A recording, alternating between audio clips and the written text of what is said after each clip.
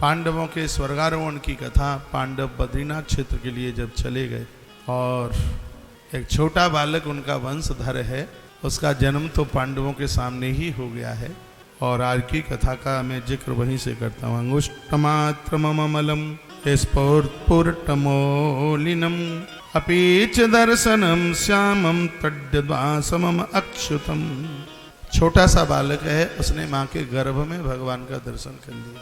धन्य है वह बालक जिसने गर्भ में ही प्रभु का दर्शन किया। श्रीमद्दीर्घ चतुर्बाहु तप्त कांचन कुंडलम, पूरा शरीर कंचन की तरह शोभा पा रहा है।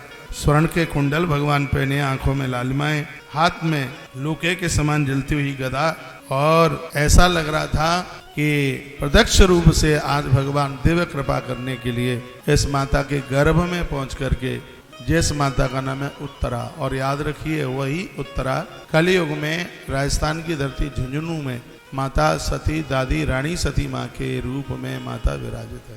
इस दरबार में सभी काम बनते हैं। राजस्थान यति और सतियों का, यवानों का प्रदेश रहा है। धन्य है वह राजस्थान जिस पावन धरती पर सालासर बालाजी बैठे हैं, खाटू श्याम भगवान बैठे हैं, और भी अनेक अनेक ऐसे दिव्य मंदिर हैं जिनका अपने आप में बहुत बड़ा प्रभाव है। भगवान ने उसी बच्चे की माँ के गर्भ में जो रक्षा करी, समय आने पर उसका जन्म हो गया। ब्राह्मण लोग चल कर के आए और उन ब्राह्मणों ने उस बच्चे की जन्म कुंडली के बारे में कुछ बताया। यदि अनुभव हो, जानकारी हो, तो जन्म पत्री बिल्कुल सच बोलती है, सब कुछ ठीक बताती है। जानकारी हो तब जन्म पत्री में यदि किसी का मंगल तीसरे घर में आकर के बैठ जाए और उसमें राशि हो मकर की, तो वह जातक इस धरती पर 10वीं राशि हो और मंगल हो तीसरे घर में, उस व्यक्ति के पास जमीन जायदाद की कभी कोई कमी नहीं रहेगी।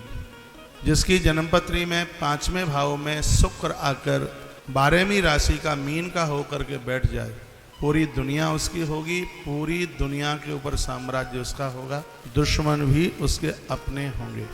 चौथी राशि में हो चंद्रमा और 7वें घर में आकर के बैठ जाए कर्क राशि का चंद्रमा, तो वह पति और पत्नी इस धरती पर नारायण और लक्ष्मी की तरह काम करेंगे, पूरी धरती का उद्धार और कल्याण कर देंगे। उन पत्नी में कभी लड़ाई नहीं होगी, कभी झगड़े नहीं होंगे। यह ज्योतिष का बड़ा प्रभाव है। अपने आप ज्योतिष अपूर्व है, दिव्य है। तो आज जवाब दिया जा रहा है कि पार्थ प्रजापिता। अब मैं ज्यादा जन्मपत्री की बात नहीं करूंगा, ये तो फिर जन्मपत्री उठा कर आप मेरे ही पास ले आएंगे।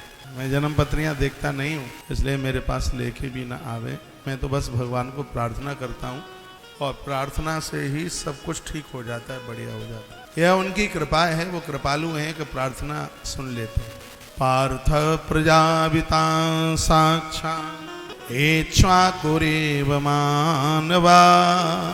उस बच्चे की जन्मपत्री में बताया जा रहा है कि अर्जुन की तरह प्रजा का पालन करने में होगा, विशेष होगा मर्यादा का पालन करने में भगवान प्रभु श्री राम जी की तरह होगा। ब्रह्मण्य सत्य संदर्शा रामो दाशरथ यथा, दशरथ के पुत्र प्रभु राम की तरह होगा। ये सदाता शरण्य शैथा ये निश्वरा शिवी यशो वितमता स्वानाम दोष्यंती यज्वनाम धमन नाम प्रीराप्ता तुल्य अर्जुन युद्धयो। यह उसीना नरेश शिव के समान दाता शरणागत वत्सल होगा तथा याज्ञिकों में दुष्यंत के पुत्र भरत के समान अपने वंश का विस्तार करने वाला होगा।